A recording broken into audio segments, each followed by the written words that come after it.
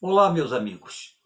Se vocês me perguntassem qual é, na sua opinião, o maior nome da história da filosofia, eu já ouvi essa pergunta mais de uma vez. As pessoas ficam curiosas em saber, né, qual a minha opinião. É uma pergunta difícil de responder, mas geralmente eu cito, entre os grandes filósofos de todos os tempos, um filósofo contemporâneo chamado Jean-Paul Sartre. Sartre, tá? Um grande filósofo que viveu no século XX e que é um dos grandes nomes, se não o maior nome, de uma corrente filosófica que ficou conhecida como existencialismo. Eu queria falar um pouquinho com vocês sobre Sartre e sobre o existencialismo, principalmente na visão de Sartre. Veja bem, o existencialismo é uma corrente que começou a surgir ainda no final do século XIX. A gente tem alguns filósofos que são chamados de pré-existencialistas, como Nietzsche, como Schopenhauer, né? Eles são considerados como pré-existencialistas. Por quê? Porque a temática da filosofia desses filósofos é muito semelhante à temática da filosofia existencialista, né? A expressão existencialismo só surgiria no século XX, justamente com Jean-Paul Sartre. E qual é a principal preocupação dessa corrente filosófica conhecida como existencialismo? É exatamente a existência humana. Tá? Os filósofos chamados de existencialistas, eles procuraram se debruçar sobre as grandes questões da existência humana. Tá? Questões complexas como a solidão, como a dor, como a morte, como o sofrimento, questões que a gente pode considerar como assim o lado, né, o aspecto dramático da existência. Tá? A visão existencialista era a de que a existência humana é uma aventura, mas ao mesmo tempo ela é um grande drama. Né?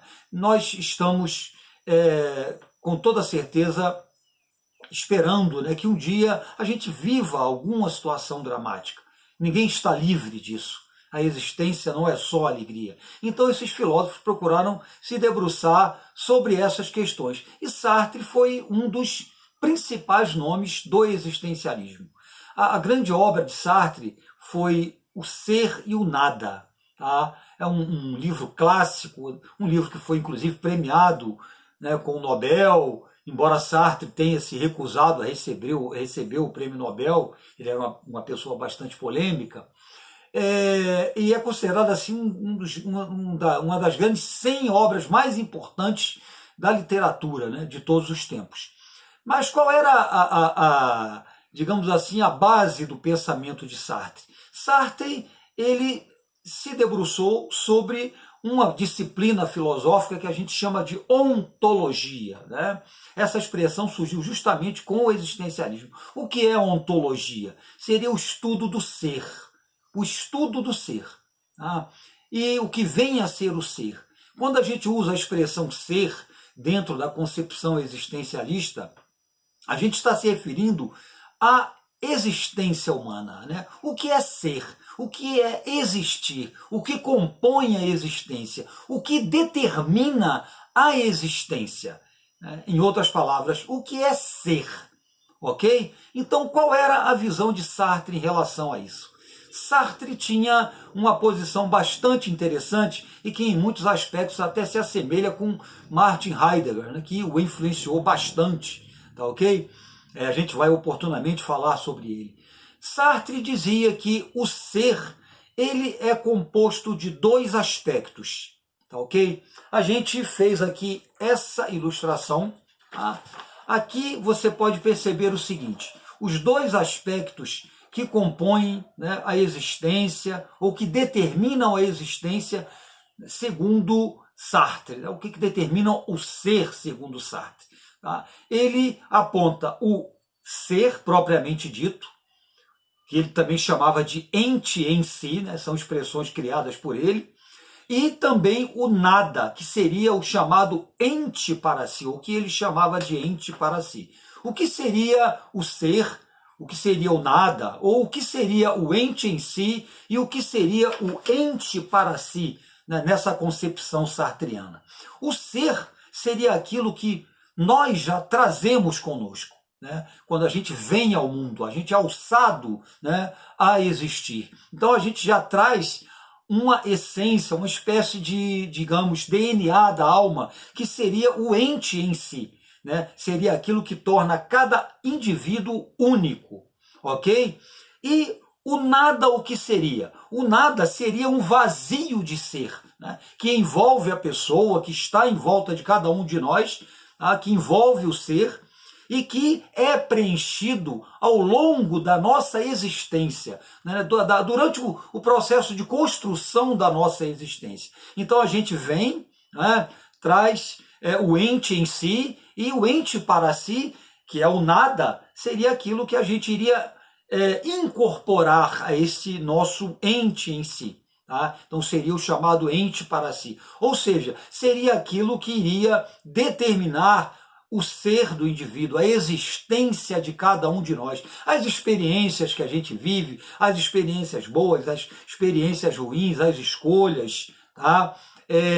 Os erros, os acertos, enfim, tudo aquilo que vai contribuir para que a nossa existência ela vá se construindo de forma progressiva, ok? Então, o ente em si é aquilo que é rígido, né, que é maciço, que está em cada um de nós, né, o ente em si, o ser, e o ente para si seria esse vazio de ser. Isso que a gente vai preenchendo ao longo da vida, com os nossos relacionamentos, com o nosso processo de socialização. Tá ok? Então, dentro desse processo, né, de preenchimento desse vazio de ser, do chamado ente para si, ou do nada, né, Sartre chamava a atenção para três tipos de relações importantes que todos nós travamos. Tá? As relações que nós travamos uns com os outros, né? Ou seja, a nossa relação com o outro, né? Com aquele que está ao nosso redor, as relações que nós travamos conosco, né? Porque nós nos relacionamos também conosco, nós nos questionamos também.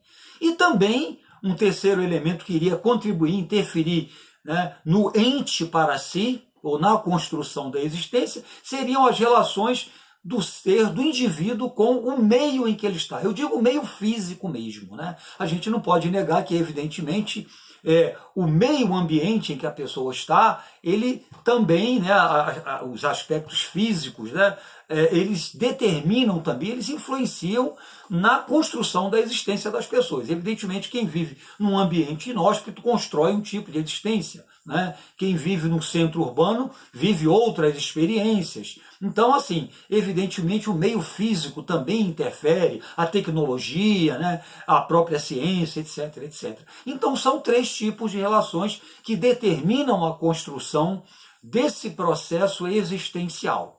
Tá ok? Sempre lembrando, né, uma coisa muito importante que Sartre falava é que esse processo é um processo permanente, é um processo constante. Né? O processo de preenchimento, né, da existência, ele não para, ele dura até o fim da nossa vida. Tá ok? Ele vive em constante processo de transformação. Ele chamava a atenção para a questão da liberdade também, esse é um outro ponto importante. Sartre chamava muito a atenção para a liberdade, para a questão do uso da liberdade, que para ele era o aspecto mais importante nesse processo de construção da existência. As escolhas às quais a gente é submetido permanentemente desde o momento em que acorda, né? Durante o dia inteiro, né? A vida inteira até o final da vida. Ninguém está livre de escolher. Né? Então é até interessante, ele é dono de uma frase, eu assim, destacaria algumas frases interessantes que definem bem o pensamento de Sartre, a questão da inevitável escolha, né? Do fato do homem estar submetido à liberdade. Ele dizia, o homem está condenado a ser livre. O homem está condenado a ser livre. Essa frase é célebre. Né? Ele falava sobre a responsabilidade com a sua própria liberdade. Tá? Por que o homem está condenado a ser livre? Porque ele, o tempo todo, ele escolhe. O tempo todo ele tem liberdade de escolher. Não tem como não escolher. Até mesmo quando você não escolhe, entre uma coisa e outra, você está escolhendo. Está escolhendo não escolher. Então é impossível, né, não ser prisioneiro da liberdade, por mais paradoxal que a coisa pareça ser. Uma outra frase interessante também do Sartre é: o inferno são os outros. Essa frase é famosa, virou letra de rock, né, até bastante interessante. O inferno são os outros. Por quê? Aí a gente volta lá àquilo que a gente falou aqui no começo, né? Aquelas coisas que determinam a tua existência. O outro, a questão do outro, né? O outro, ele influencia pesadamente na nossa existência.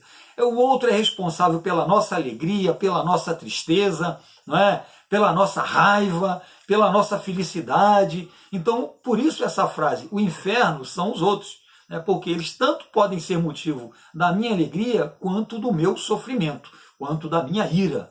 Tá? Essa frase é bastante interessante. E tem uma outra frase, assim, só para a gente fechar, que muita gente não entende, né? Em que Sartre coloca assim: a existência precede a essência. Você poderia dizer, ué, a existência precede a essência, mas a existência ela não é construída, a essência já não vem comigo, né? Ou seja, primeiro, né, existe o ente em si, depois é que vem o ente para si. Tá? Ou seja, primeiro a essência, depois a existência. Então como é que pode a existência preceder a essência?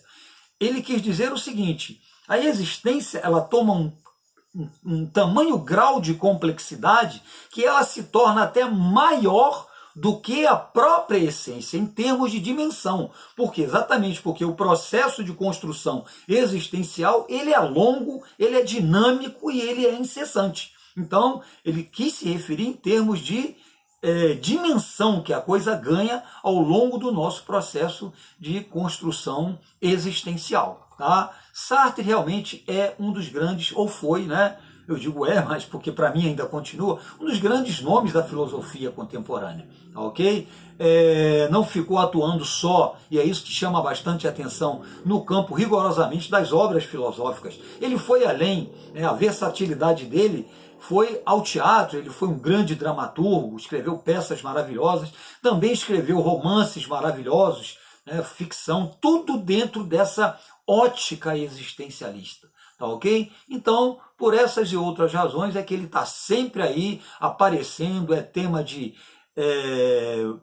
questões, né, de vestibular, ele é tema de letra de música, ele é tema de, enfim, de trabalhos acadêmicos. Realmente o cara foi muito bom. Está entre os meus favoritos. Tá bom, gente? Beijo para vocês, tá? E até a próxima.